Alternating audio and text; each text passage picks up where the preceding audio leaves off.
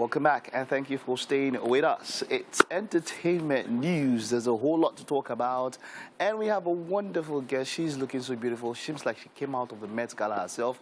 Deborah Waters in the house. You are welcome. Thank you. It is great to have you. Mike, I'm so excited to be on the same couch with you, Mike. I'm a huge fan. Are you a huge fan? Yes, you mentioned my name many times on Twitter. You're like, Deborah Waters tagged TVC, but now I'm now live, and you don't recognize me. Mike. I'm sorry. It is great to have you. You are welcome. You look lovely, by the way. I love the dress. I love the shoe. Thank you. Okay, so let's kick it off. And we'll kick off with Big Brother Naija star Maria. She recently took to her social media to reveal that she'll be turning 30 this year. And, of course, it generated a lot of buzz. Now, the issue now has been that she has given different ages at different times. Yes. There's supposed to be one on her passport. There's supposed to be one when she came into Big Brother. There's supposed to be... Oh, is there... Okay, how do I put it now? Can you tell your age openly? You see, the thing with ladies and ages, sometimes you can't really blame them, because when a woman comes and tell you now, I'm 35 years old, you would have been like, she don't old, you never marry, all those societal, stigma that comes with getting old and not being married or not having a title, and all those, successes that come with actually having, growing old as a woman. The pressure is so much. So sometimes people want to just reduce their ages. But for Maria, it has been like different stories at different times. I remember in the house where she was, I used to follow the BBN story very well, show very well. I remember in the house, she was talking to somebody and just mentioning, I'm like 32. And then the person, immediately, the screen actually switched, you understand? So it was very fast, because they already knew that online there was already a buzz about Maria and her age. So the thing just switched. And then she had something different. She was like, the one on the passport is just passport age, and everything. So it has already created the buzz about her age. And so when she came out this year and said, I'm 30 again, we're like, you're 30. But Maria, it's like... Choose what age. Yeah, exactly. Like, if you have a story, just follow that story. Let me make it official in case you hear anything outside. I'm 25. So in case you hear anything outside, that's the fake age. Yeah, I'm 18, Sha. Deborah. Don't I look 18? Okay, if I'm 25, you can be 18. That's very true. But yeah, but what do you think this does to her brand as a person? Having so many, it does so much nothing disparity. to her brand. Trust me, nothing. Her fans will still be her fans. I've been seeing these BB Naija fans, and they don't care. They don't care if you like be 50. If she comes tomorrow and say I want to be 40, they pin, they scatter. The people that are actually coming for her had like her mates, her schoolmates, old schoolmates, and those ones are probably beefing her. Why? Because I'm sorry, beefing her. Why? Because she's successful now. And someone said you were my senior in school and I'm 32, and you were my senior in school. And you are now Maria. Like, who, like, even when I heard, I was like, who cares? Like, really, who cares at the end of the day? And you men, you like younger ladies. Let's not lie. It's not true. Not everyone. Not everyone. Not everyone. You people like younger ladies. Younger. If I come and tell you I'm 18, I'd be like, wow, what a wow flower. What a beautiful flower. If I come and tell you I'm 13, I'd be like, this woman don't old though. Hey, shoo. Is it a lie? Don't make me say what I don't say, but Deborah, I understand what you're talking about. Okay, now, there has been news, of course, about Yul Edochie. The news has gone up and come down, and in fact, the wife is saying that she wants to tell her own side of the story. But there's just something I really want to ask. Why do you think Yul Edochie's story had so much traction? I personally don't think he did something really, like, not out of this world. Do you understand? Yes. But the traction that story had, and then the wife is coming out that she has her own side. Enough people are insinuating that, look, are these guys trying to prank us or something, or are they trying to gather, they're just trying to gather clout or something? Why do you think this story had so much traction? I think it was just so sudden.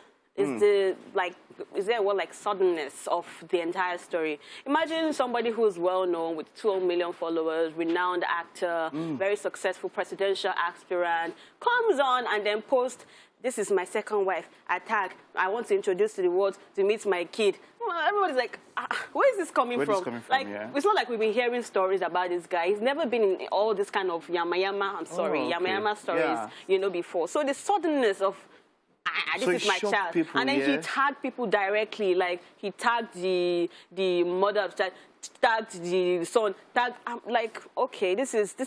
Now I can understand a bit better, because people had high expectations of him, or he was like the perfect guy, everything was going on fine, and then out of the blues we just hear that, hey, you have a cheek. Yes, and apart from that, Gist Lover, actually, said something about it like the day before. So people already trust Gist Lover. Like, am I allowed to say Gist Lover? Yeah. This particular brand. Yeah, that's the blog. That's the blog. Yeah, the blog. So people already trust them with their gist. They always bring all those dirty yama gist. So they're already saying, we're bringing this new gist coming very soon. So Baba just went ahead of situation. They shook the waters, and this man was like, let me come out. I don't know, maybe I should steal the water or something. But this one, this time. Okay. Anyways, for you, I feel like you think he was wrong, he was wrong. If you think he was right, he was right. Whatever you think, now you sabi. Yeah. But hey, come on, let's move on from that. Now, Burna Boy has been in the news. He sold out Madison Square Garden, beautiful concert, I must say, yeah, and all of that. But he was a host. He was a guest on the Daily Show, hosted by arguably one of the top comedians in the world, Trevor Noah. True. And they had so much to talk about. Now, of course, the Grammy winner had a lot to talk about. He discussed making his critically acclaimed album twice as tall on Zoom, having his mom, Bosse Ogulu, as his manager, and becoming the first Nigerian to sell out the Madison Square Garden. True. Let's feel a bit of it. Okay, well, there's a reason why we can't show you. My producer and my director just, and I will say it because he said he said some unsavory words during this interview, and if you are blipping those words, let's see. We'll try and get the parts that he wasn't unsavory. Burna Boy is not an interviewer's delight. They're giving us on Zoom. Yes, on Zoom. We now keep quiet. They cannot. Got talk now, but hey. This is the second time on the Daily Show, and Burna Boy, he's putting Nigeria on the map out there, doing great things. Yeah. I mean, our Nigerian artists are actually doing that these days, and it's amazing how the international artists everybody's wanting to jump on our songs now. Ed Sheeran, Drake, the rest of that. Everybody wants to just be part of the African beats, African vibes. Are you a Burna fan? Yes, I am. How much of a fan? Where does he rank in your? He's number one. He's number one. I'm sorry, he's not like number one. But I'm not the kind of fan I'll be like, I'm gonna die. I'm gonna remove my bra and fling it. That was what happened at the Madison Square Garden. How did that? I don't even know how that started though. But that was like fun. Wasn't it? I don't know. Different shapes and sizes, appreciating Africanness and our bottoms. Isn't it? No. I don't know how it came to that, but then it comes to when fans get to adore you, and this is in a foreign land. They're doing quite well. I mean, Wizkid, Davido, Burna Boy, it's not just about selling our shows here, they're selling our shows outside the country and all of that. And, they're paving the way, or the way has been paved, but they're taking it further for the rest of them and all of that. Yeah. But, so, moving forward, as an artist, do you think he's the biggest brand out there? He has the Grammy now for his own. Nobody else has that. Do you think he's our biggest brand when it comes to music out there? I'll be biased. I'm sorry, because I'm a fan of Burna. So I would say he's one of the biggest. I mean, we have the like of Wizkid.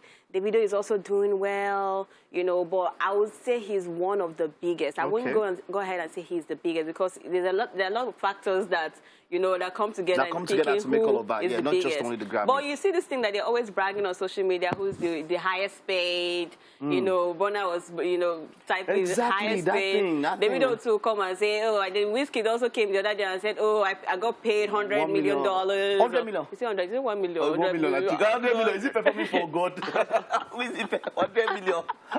Let me go have these back. But I think they all need that for the hype, so that when they talk to someone and all that. But Deborah, it was a pleasure talking to you. Same here, Mike. Because you're looking so beautiful, Mazino prepared a pankoko for you. Hi, okay, you will be there. You will get to be in the kitchen with Mazino. Really? Of course, yeah. Okay. But then we'll get to see Burna's performance.